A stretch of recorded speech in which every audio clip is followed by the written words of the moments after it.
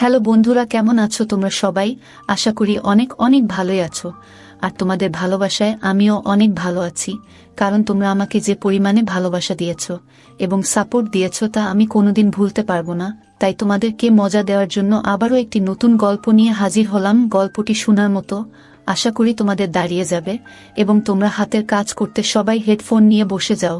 যদি আমার গল্প শুনে মজা পাও তাহলে অবশ্যই আমার চ্যানেলটি সাবস্ক্রাইব করবে। তো চলো বন্ধুরা, আমরা কথা না বাড়িয়ে আসল গল্পে চলে যাই। আজকেই আমার বিয়ে হয়েছে। আমার বিদায়ের সময় মা আমাকে ডেকে বললেন, চামেলি, বিয়ের রাতে স্বামীকে তোর কাছে আসতে দিবি না, কারণ সে যদি তোর কাছে আসে তাহলে তাকে ছেড়ে দিয়ে দেবে। তাই মনে রাখিস, তোর স্বামী যেন তোকে ছুতে না পারে। আমি অবাক হয়ে মায়ের দিকে তাকালে মা বললেন, শোনো, আপাতত যতটা পারিস স্বামীর থেকে দূরে থাকবি। কিন্তু মা, সে কি মানবে? কতদিন অপেক্ষার পরে মোহিত আমাকে পেয়েছে, তাই আমার কাছে না এসে সে কি মানবে? তারপরে মা আমাকে এমন কথা বললেন যে আমি কেঁপে উঠলাম। আমি বললাম, মা, তোমার আমাকে বিয়ে দেওয়া উচিত হয়নি। মোহিতের জীবন নষ্ট করার আগে তোমার একবার ভাবা উচিত ছিল। মোহিত যখন এই সত্যটা জানতে পারবে তখন তার সবকিছু শেষ হয়ে যাবে। তুমি এটা ভালো করনি। আমার চোখে পানি চলে এলো। মা, তুমি আমার কাছে এই সত্যটা কেন লুকিয়ে রেখেছিল? মা বললেন, মোহিতের রাগের কারণেই এই বিয়ে হয়েছে।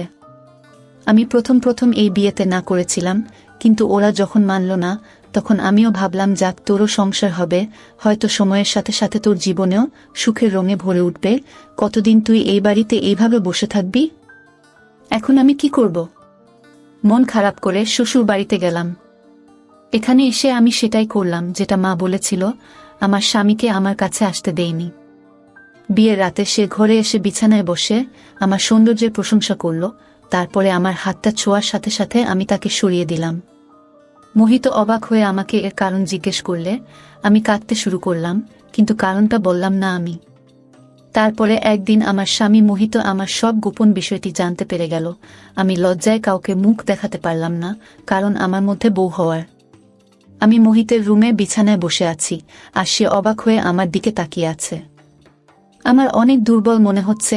আমি বরফের মতো একদম জমে গেছি। আমি অনুভব করতে পারছি সামনে বসা আমার স্বামীর নজর আমার শরীরের দিকে। সে বলতে থাকলো, কি বিষয় চামেলি, এই বিয়েতে কি তোমার মতো ছিল না? আমি চোখ তুলে তাকে দেখে অনেক কষ্টে চোখের পানি ধরে রেখেছি। আমার শরীরটা কেমন করছে।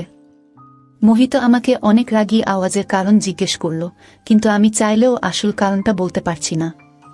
সে আবার গম্ভীর কণ্ঠে আমাকে জিজ্ঞেস করল, চামেলি, তোমাকে কিছু জিজ্ঞেস করেছি তো? তার এমন আওয়াজে আমি আতঙ্কিত হয়ে অনেক কাঁদতে শুরু করি। কিন্তু আমার সামনের লোকটা মনে হয় প্রতিজ্ঞা করেছে যে সে উত্তর না পেলে আমাকে ছাড়বে না। মোহিত আবার উচ্চকণ্ঠে বলল, তোমার কান্না থামাও আর আমাকে বিষয়গুলোর কারণ বলো। তুমি যদি ভাবো তোমার এই কান্না দেখে আমি গলে যাব আর আজ রাতে তোমার ধারে কাছে আসব না, তাহলে এই ভুল ধারণা তোমার মন থেকে বের করে নাও। এটা বলেই সে আমার কাপা হাতটা ধরল। আমি হাতটা ছাড়িয়ে নেওয়ার চেষ্টা করতেই সে আমার আরো কাছে এসে বলল, চামেলি, তুমি কি আমার পরীক্ষা নিচ্ছ? আমি কি অন্যায় করেছি যে তুমি এইভাবে আমার থেকে দূরে সরে যাচ্ছ? আমাকে তোমার কাছেও আসতে দিচ্ছে না। আজ আমাদের বিয়ের রাত। বিয়ে নিয়ে ছেলে ও মেয়েদের মনে কত স্বপ্ন থাকে, আর তুমি আমাকে তোমার কাছে আসতেই দিচ্ছে না। অন্তত আমাকে এর কারণটা বলো, হয়তো আমি তোমার সমস্যার সমাধান করতে পারবো। চামেলি, আমি কোনো দেব না যে মেয়েটি আমার জন্য সব দিক দিয়ে ঠিক আছে। আমি কি কেবল তাকে দেখি থাকবো? আমি অনেক কষ্টে এই সময় পার করেছি। আমি সবসময় তোমার সাথে থাকার স্বপ্ন দেখেছি। আস্তে আস্তে মোহিতের কথা বলার ধরন নরম হয়ে উঠতে শুরু করে। সে আমার মুখের উপরে থাকা চুলের দিকে গরম গরম চোখে তাকিয়েছিল, আর আমার শরীরটা কেমন যেন করছিল। আজ তাকে যত কঠিন মনে হচ্ছে, তাকে থামানো আমার পক্ষে অনেক কঠিন। কিন্তু আমি অসহায়। আমার মা আমাকে যে কথা বলেছে তা যদি মোহিত জানত, তবে আমাকে ছেড়ে দিয়ে দিত। মোহিত আমার মুখ দেখার জন্য একটি চেইন দিল। সেটা পরানোর সময় তার হাত আমার শরীরে পড়েছে, আর আমার সব শরীর কেমন যেন করছে।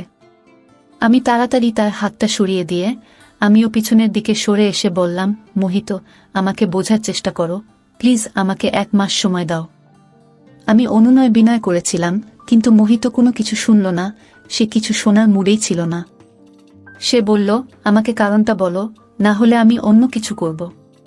তোমার কাছ থেকে আমার অধিকার আদায় করে নিলেও তুমি আমাকে কিছুই বলতে পারবে না। সেও সম্ভবত প্রতিজ্ঞা করেছিল আমার কথা না শোনার, কিন্তু আমি জানতাম মোহিতের সাথে এই সম্পর্কটা আমার জন্য কি নতুন বিপদ নিয়ে আসতে চলেছে, কিন্তু আমি তাকে আটকাতেও পারছি না। যতই সে আমার কাছাকাছি আসছিল ততই আমার অবস্থা খারাপ হয়ে যাচ্ছিল।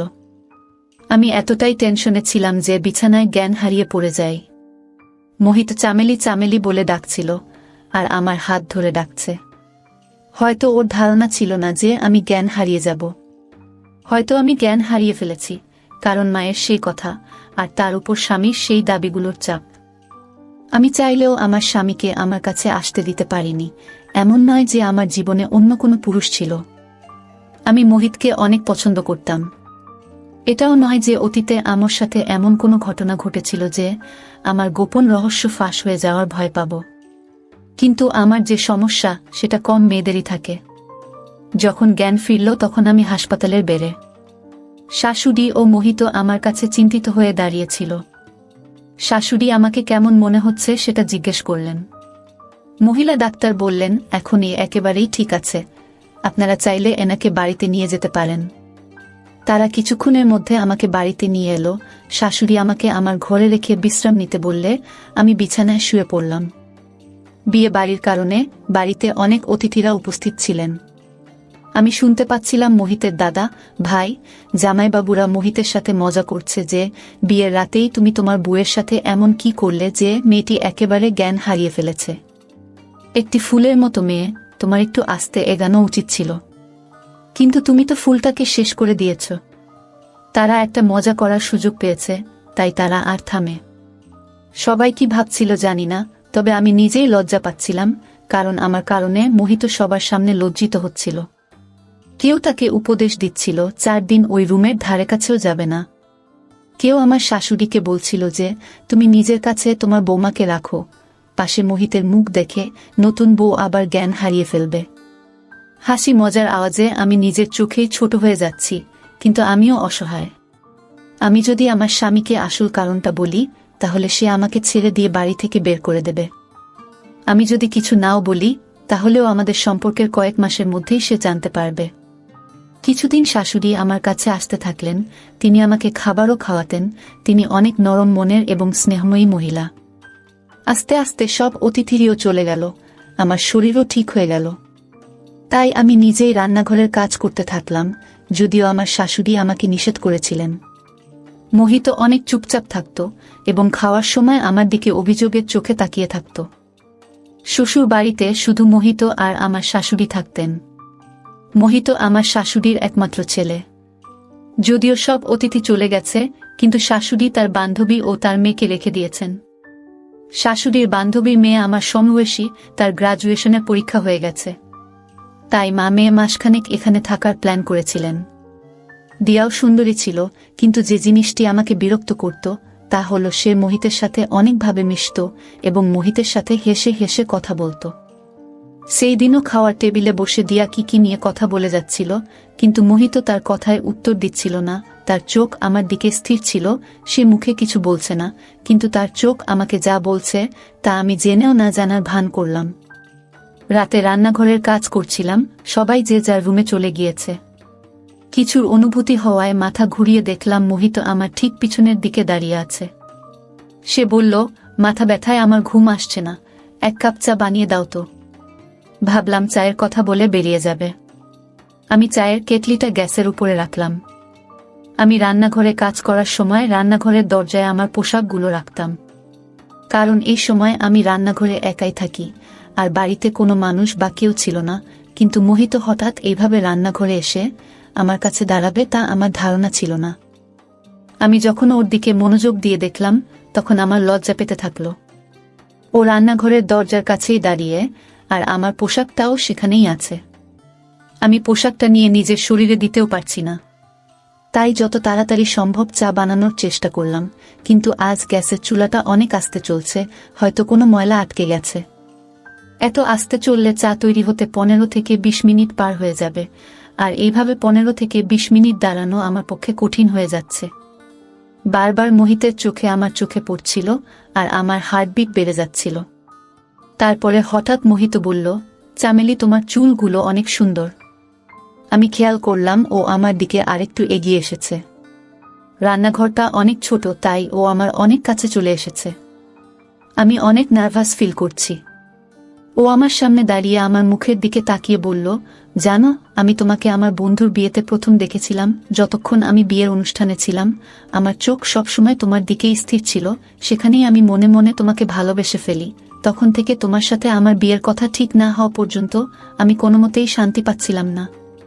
এই বলে মোহিত আমার আরও কাছে চলে এলো, আর আমি পিছিয়ে দেয়ালে গিয়ে বাধা পেলাম। মোহিত, প্লিজ সরো, আমাকে আমার পোশাকটা নিতে দাও বলে আমি আমার কপালের ঘাম মুছলাম। মোহিত বলল, এখানে অপর কেউ নেই যার থেকে তোমাকে নিজেকে লুকাতে হবে। মোহিত আমার আরও কাছে এসে আমার শরীরটা ধরে। ওর গরম নিঃশ্বাসে আমি নরম হয়ে যেতে থাকলাম। আমার অবস্থা আরও খারাপ হতে থাকল। আমার মুখ ওর নিয়ন্ত্রণে নেওয়ার আগেই আমি ওকে পিছনের দিকে সরিয়ে দিয়ে রান্নাঘর থেকে বেরিয়ে তাড়াতাড়ি আমার রুমে গিয়ে দরজা বন্ধ করে দিলাম। আমি কিভাবে মোহিতকে থামাতে পারি? সে আমার স্বামী এবং আমাকে ভালোবাসে। সে তার বন্ধুর বিয়েতে আমাকে দেখে আমাদের বাড়িতে বিয়ের সম্বন্ধ পাঠিয়েছিল। আমার মা প্রথমে এই বিয়েতে রাজি হননি, কিন্তু মোহিত এই বিয়েটা নিশ্চিত না হওয়া পর্যন্ত আমাদের বাড়ির দরজাটা ছাড়েনি। আর আজ এত অপেক্ষার পরে সে আমাকে স্ত্রী হিসেবে পেয়েছে, কিন্তু সে আমাকে তার মন ভরে ভালোবাসতেও পারেনি, কারণ আমি তাকে অনুমতি দেইনি। সে তো তার জায়গায় ঠিকই ছিল, কিন্তু আমি সেই এক সমস্যায় আটকে ছিলাম। সে আমার জন্য সমস্যা হয়ে দাঁড়িয়েছিল। টেনশনে আমি কাঁদতে থাকলাম। আমি পাথর না, এটা একটা স্বাভাবিক সম্পর্ক। মোহিত যতটা আমার ভালোবাসা পাওয়ার জন্য ব্যাকুল ছিল, আমিও ততটাই তার ভালোবাসা পাওয়ার জন্য আকুল ছিলাম। মনে হতো আমি সব কথা ভুলে তার মনের মধ্যে লুকিয়ে পড়ি, কিন্তু আমার অসহজত্ব আমাকে আটকে রেখেছে। আমি কাঁদতে কাঁদতে কখন ঘুমিয়ে পড়েছি জানি না। সকালে যখন ঘুম থেকে উঠলাম, মোহিত অফিসে চলে গেছে। আমি মোহিতের এত তাড়াতাড়ি অফিসে যাওয়ার কারণ জিজ্ঞেস করলে শাশুড়ি